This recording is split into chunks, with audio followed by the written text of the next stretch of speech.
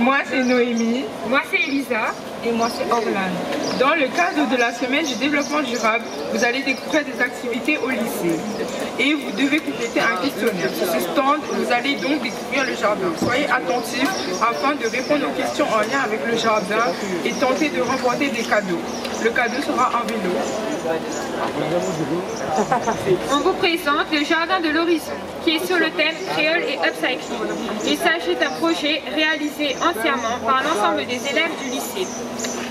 Dans le cadre du projet Erasmus, qui est un programme d'échange entre des écoles européennes à travers le monde. Le thème de cet échange européen, c'est les patrimoines européens et éco-citoyenneté. Les élèves ont donc mis en place ce jardin en 2020 à l'occasion de montrer notre patrimoine réunionnais à travers la diversité de nos plantes tropicales. Je vous demande d'être attentifs car je vais vous donner des réponses à vos questions. Les objectifs du projet Jardin du lycée Horizon, c'est de participer à un programme d'échange européen, de contribuer au volet développement durable du lycée, de permettre aux élèves de mettre en pratique leurs compétences et embellir le lycée. Les avantages afin de participer à ce projet, c'est de mettre en pratique des savoirs, voyager, agir pour la planète et être éco-responsable. C'est donc un projet qui nous permet de contribuer à l'embellissement de l'établissement et d'agir en tant qu'éco-citoyen.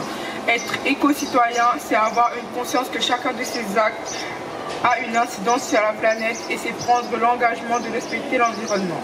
Merci pour votre attention et avez-vous des questions? Nous vous invitons à visiter le stand. D'abord le stand quiz qui vous permettra de remporter des cadeaux. Ensuite le stand vente de produits écologiques. Bonne visite et bonne continuation. Merci.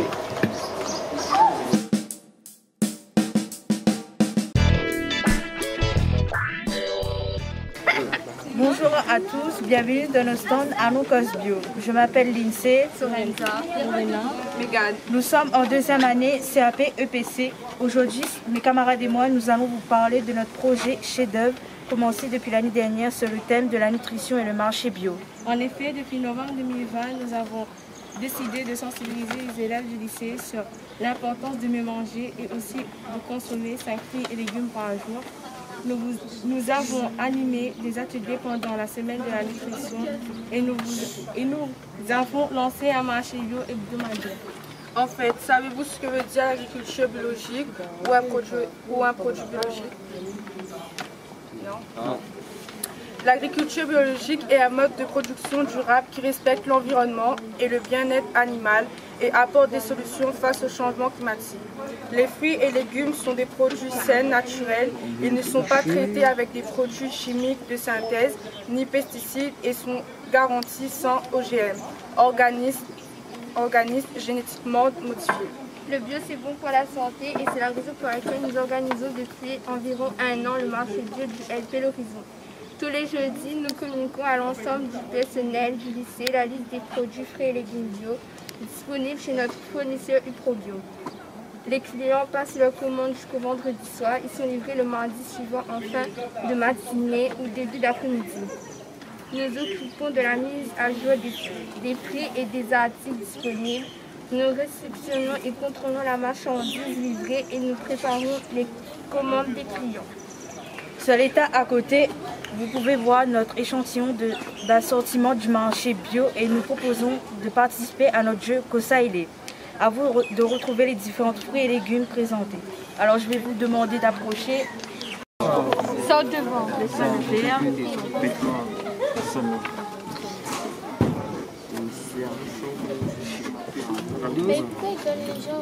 Vous avez des bananes aussi là-bas si vous voulez. Hein. Merci.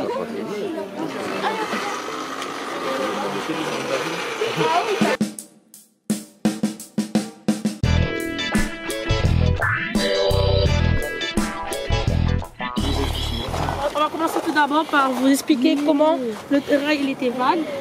Il était comme ça au début. Il y a plusieurs sections qui sont mobilisées pour reformer, pour terrasser le terrain pour former les ruches. Après ça, on a fait notre première formation avec l'apicultrice pour mettre en place les ruchers. Ensuite, dans le rucher, il y a différents habitants qui sont en bas. D'abord, la nettoyeuse, Oui.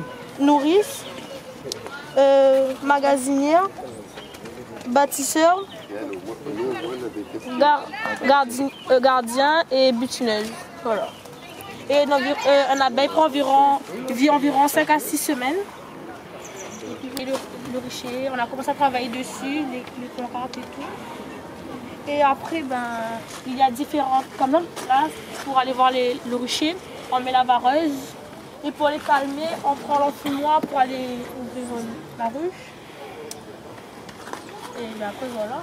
Il y a les ruches là-bas, il y en a 2. Pour le moment, on a commencé à mettre une 3e. Et puis voilà. Si vous voulez, vous pouvez avancer pour aller regarder.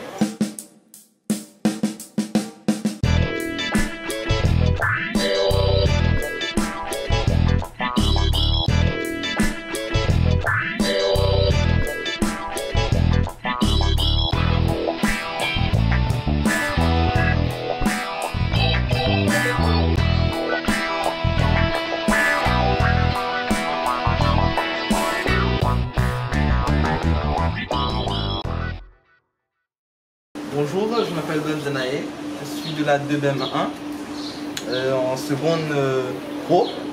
Je vais vous présenter aujourd'hui qu'est-ce que le rôle d'un éco-délégué. Tout d'abord, un éco-délégué est un porteur de projet pour améliorer la biodiversité, diminuer l'impact énergétique de l'établissement, promouvoir des gestes économiques, responsable de l'ensemble de la communauté éducative, sensibiliser à la lutte contre le gaspillage alimentaire, promouvoir des actions. Un éco-délégué peut être aussi ambassadeur auprès des services, des responsables et des instances de l'établissement ainsi que de partenaires extérieurs. Alors bonjour, je m'appelle Toby Bouben, je suis un BTMA en section bois, menuiserie agenceur. Aujourd'hui je vais vous présenter le rôle d'un éco-délégué. À quoi sert un éco-délégué? Alors il sert à représenter la nature, l'économie et tout ce qui est environnement. Alors dans éco-délégué, on entend le mot développement durable. Le développement durable, c'est tout ce qui est essentiel pour la nature. Porter des projets à construire collectivement, être ambassadeur auprès des services responsables et des stades de l'établissement ainsi que les partenaires extérieurs. Restituer les actions menées, contribuer à leur évaluation, à leur valorisation, transmettre des informations, des connaissances envers les camarades. Alors, pour les enjeux, les grands enjeux du développement durable, il faut limiter la consommation d'énergie, pour protéger la biodiversité, réduire le tri de déchets, soutenir les engagements des établissements dans la lutte contre le réchauffement climatique et éviter surtout le gaspillage alimentaire. Alors, voilà le rôle d'un éco-délégué. Merci. Merci.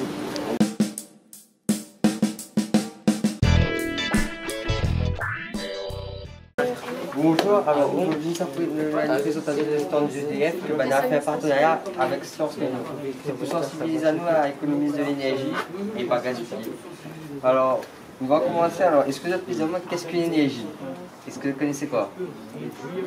Je ne connais pas. Alors, une énergie, c'est une force qui permet de mettre des choses en mouvement. Par exemple, pour une voiture, du carburant. Je ne peux pas avancer, voilà, c'est ça l'énergie. Grâce au carburant, ça va faire une force pour avancer. Alors maintenant, on va voir le paysage électrique. Alors sur le panneau, est-ce que vous pouvez dire moi les différentes sources d'énergie que je peux voir? Les sources d'énergie. Hein? Ici, nous avons ce qu'on appelle la case de l'énergie. En moyenne, dans un foyer, d'un rayonné ou d'un métropolitain, on a à peu près 100 appareils. Ça ne veut pas dire impossible. Moi-même, ma diamant est impossible. Parce que peut-être dans mon cas, il n'y a pas 100, mais il y a quand même une grosse partie. Après, 100 en comptant aussi que Néna, les appareils électroménagers, c'est-à-dire le four, le lave-vaisselle, le micro-ondes, le frigo, le congélateur, le prise de téléphone, chargeur, enfin tout ce qui économise du courant.